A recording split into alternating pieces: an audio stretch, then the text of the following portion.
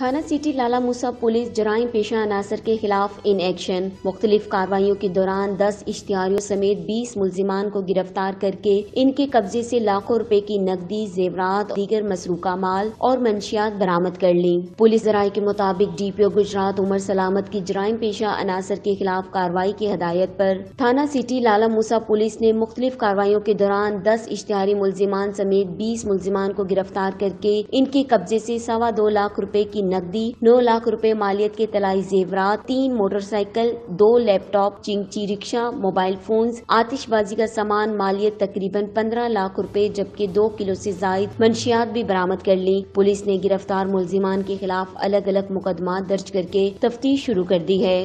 Taj Mohammad Naseem, Chenab news, Lala Musa.